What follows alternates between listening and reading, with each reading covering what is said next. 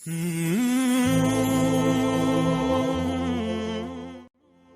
باللہ من الشیطان الرجیم بسم اللہ الرحمن الرحیم یا ایہا الذین آمنوا کتب علیکم الصیام کما کتب علی الذین من قبلکم لعلکم تتقون۔ ناظرین السلام علیکم ورحمۃ اللہ وبرکاتہ۔ درس نمبر 2 آپ کے سامنے پیش کیا جا رہا ہے۔ قرآن مجید کی جو آیت میں نے پڑھ کر سنائی سورہ بقرہ کی 183 نمبر والی آیت، اللہ رب العالمین فرما رہا ہے، اے لوگوں جو ایمان لائے ہو، تم پر روزے فرض کیے گئے جیسا کہ تم سے پہلے والے لوگوں پر روزے فرض کیے گئے تھے تاکہ تمہارے اندر تقوی کی صفت پیدا کی جائے۔ ناظرین، آپ کو یاد ہوگا گزشتہ درس میں ہم نے آپ سے وعدہ کیا تھا کہ اگلے درس میں تقوی کے بارے میں کچھ باتیں بیان کی جائے گی۔ انشاءاللہ آج تقوی کے سلسلے میں کچھ باتیں ہم بیان کرنے کی کوشش کریں گے۔ ہم اللہ سے دعا کرتے ہیں کہ اللہ تعالی ہمیں حق بات کہنے کی توفیق عطا فرمائے، آپ تمام لوگوں کو اور مجھے بھی اس پر عمل کرنے کی توفیق عطا فرمائے۔ ناظرین، روزے کا مقصد ہے اصل میں انسان کے اندر تقوی کی صفت پیدا کرنا۔ تقوی اصل میں ہے کیا، یہ میں اور آپ سمجھنے کی کوشش کریں۔ تقوی اصل میں اللہ سے ڈرنے کا نام اور اللہ کی نافرمانی سے بچنے کا نام۔ اس کی بہترین تشریح حضرت ابی ابن کعب رضی اللہ عنہ کے ذریعے سے بیان کی گئی ہے۔ احادیث کی کتاب میں یہ تشریح ملتی ہے۔ حضرت عمر فاروق رضی اللہ عنہ نے حضرت ابی ابن کعب رضی اللہ عنہ سے سوال کیا کہ تقوی کیا ہے، تو حضرت ابی ابن کعب نے ایک مثال دے کر کے سمجھانے کی کوشش کی اور بیان کیا، اے عمر، کیا آپ کا گزر کبھی ایسے راستوں سے ہوا جہاں پر دونوں جانب کانٹے ہی کانٹے ہوں؟ تو حضرت عمر فاروق رضی اللہ عنہ نے کہا کہ ہاں ایسا ہوا ہے۔ تو ابی ابن کعب رضی اللہ عنہ نے حضرت عمر فاروق سے سوال کیا، آپ نے اس وقت کیا کیا؟ جس راستے سے آپ کا گزر ہو رہا تھا، ایسے راستے سے آپ گزرنے کی کوشش کر رہے تھے جہاں پر کانٹے ہی کانٹے تھے، تو آپ نے کیا کیا؟ عمر فاروق نے کہا، میں نے حتی الامکان اس بات کی کوشش کی، میں نے as much as possible اس بات کی کوشش کی کہ میں اپنے دامن کو کانٹوں سے بچا کر کے وہاں سے نکل جاؤں۔ حضرت ابی ابن کعب نے جواب دیا، یہی تقوی ہے۔ یعنی زندگی کے جس راستے سے انسان کا گزر ہوتا ہے اس راستے سے منہیات، گناہ کے کام، فریب کاریاں، شبہات ہوتے ہیں، نافرمانیاں ہوتی ہیں، دھوکہ بازی ہوتی ہے، فریب ہوتا ہے، ان تمام چیزوں کے ان کے کانٹوں سے انسان اپنے ایمان کے دامن کو بچا کر کے لے جائے، تو یہی تقوی ہے۔ یہ بتانا مقصود تھا حضرت ابی بن کعب کے ذریعے سے عمر فاروق۔ تو پتہ چلا کہ اس کے ذریعے سے بتایا جا رہا ہے کہ تقوی اصل میں گناہوں سے بچنے کا نام ہے۔ ناظرین، اب سوال یہ اٹھتا ہے کہ روزے سے انسان کیسے تقوی کی صفت پیدا کر سکتا ہے؟ میں آپ کو ایک مثال کے ذریعے سے سمجھانے کی کوشش کروں۔ مسلمان تمام نیکیاں ظاہری فعل سے انجام دیتا ہے، ظاہری جو فعل ہوتے ہیں، ظاہری جو ایکشن ہوتا ہے، اس ایکشن سے مسلمان تمام نیکیاں انجام دیتا ہے۔ مثال کے طور پر اگر نماز لے لیں، نماز میں انسان رکعت باندھتا ہے، رکوع کرتا ہے، سجود کرتا ہے اور قعدہ میں بیٹھتا ہے، سلام دونوں جانب پھیرتا ہے، تو دیکھنے پر لوگوں کو معلوم ہو جاتا ہے کہ بندہ جو ہے نماز پڑھ رہا ہے۔ اگر ہم حج کی مثال لے لیں، حج میں انسان طواف کرتا ہے، سعی کرتا ہے، وقوف کرتا ہے، تو لوگوں کو دیکھنے پر پتہ چل جاتا ہے کہ بندہ جو ہے حج کے ارکان ادا کر رہا ہے۔ ناظرین، اسی طریقے سے اگر زکوٰۃ کی مثال لی جائے، زکوٰۃ میں صاحب نصاب مال نکالتا ہے اور مستحق کو دیتا ہے، نکالنے اور دینے کے اندر جو عمل ہے وہ ظاہر ہو جاتا ہے، لیکن روزے کا معاملہ اس سے بالکل الگ ہے۔ روزے کا معاملہ بالکل الگ ہے۔ کیسے؟ میں آپ کو بتاؤں کہ روزے کے بارے میں کسی کو نہیں معلوم ہوتا ہے کہ بندہ روزے سے ہے یا نہیں، سوائے اللہ کے کسی کو نہیں معلوم ہوتا، چھپ کر کے رہتا ہے، مخفی رہتا ہے۔ اللہ کے علاوہ کسی کو یہ نہیں معلوم ہوتا کہ بندہ روزے سے ہے یا نہیں۔ ناظرین، روزے کا جو معاملہ ہے، اس معاملے کو اللہ کے نبی صلی اللہ علیہ وسلم کی ایک حدیث جو مسلم میں حضرت ابو ہریرہ رضی اللہ عنہ سے نقل کی گئی ہے، میں آپ کو بتاؤں۔ اللہ کے نبی صلی اللہ علیہ وسلم فرماتے ہیں کہ انسان کی جو نیکیاں ہوتی ہیں، نیکیوں کا اجر جو ہے بڑھایا جاتا ہے، اللہ تعالیٰ کی طرف سے بڑھایا جاتا ہے۔ ایک نیکی سے 10 نیکی، 10 سے 700 گنا تک نیکیاں بڑھا دی جاتی ہیں۔ لیکن روزے کے بارے میں اللہ کے رسول صلی اللہ علیہ وسلم فرماتے ہیں کہ جب روزے کا معاملہ آتا ہے تو روزے کا معاملہ بالکل الگ ہے۔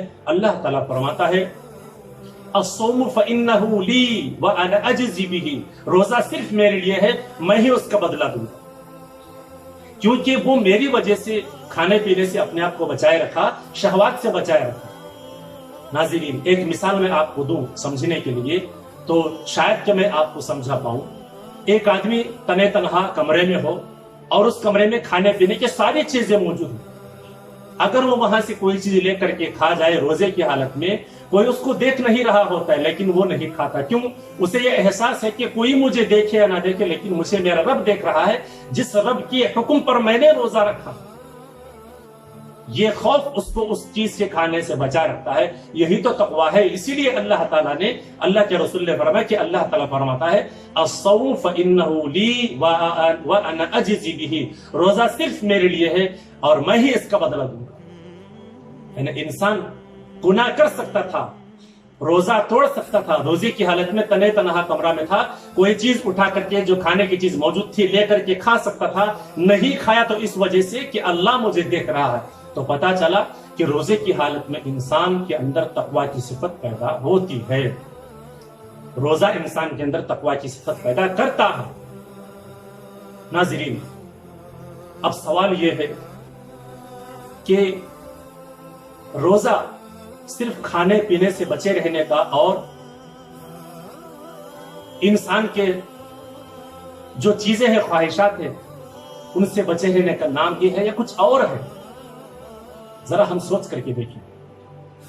اللہ کے نبی صلی اللہ علیہ وسلم فرماتے ہیں، بخاری اور مسلم کی حدیث ہے، حضرت ابو ہریرہ رضی اللہ عنہ روایت کرتے ہیں کہ تم میں سے کوئی شخص روزے کی حالت میں ہو تو اپنی زبان سے بےہودہ کلمات نہ نکالے، ایسے کلمات نہ نکالے جس کلمے کا انجام گناہ ہو، خسارہ ہو، نقصان ہو.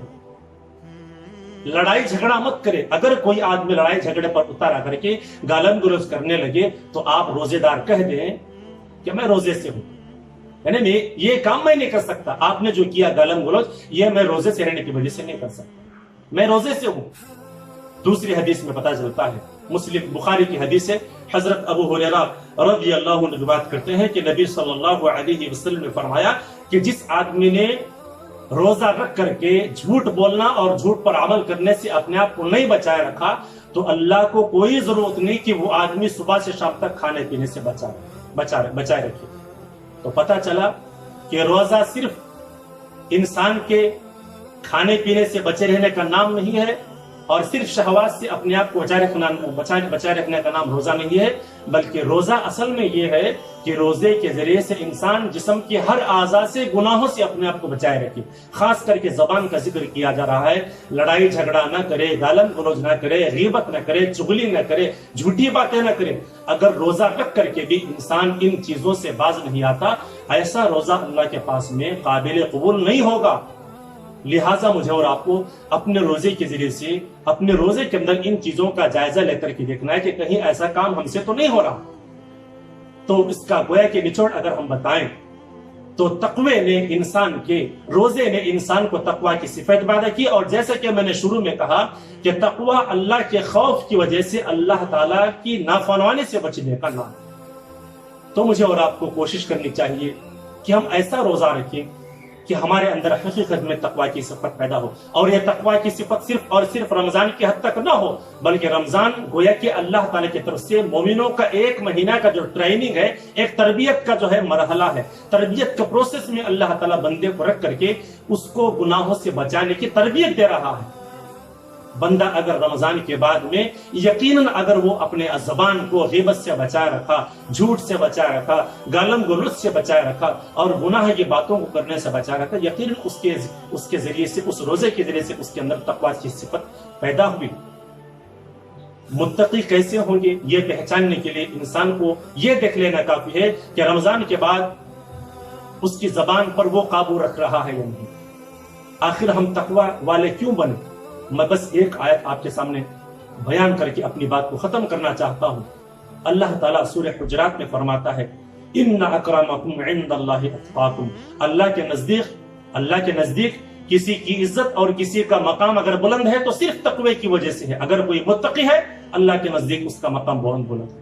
لہٰذا مجھے اور آپ کو دنیا میں اللہ تعالیٰ کے نزدیک متقی بننے کے لیے اور اس دنیا کے بعد کی زندگی میں جنت کے حصول کے لیے دنیا کے اندر اللہ تعالیٰ کے نافرمانی سے بچنے کی اور صرف اللہ کے خوف کی وجہ سے اس کی نافرمانی سے بچنے کی ہمیں کوشش کرنی چاہیے.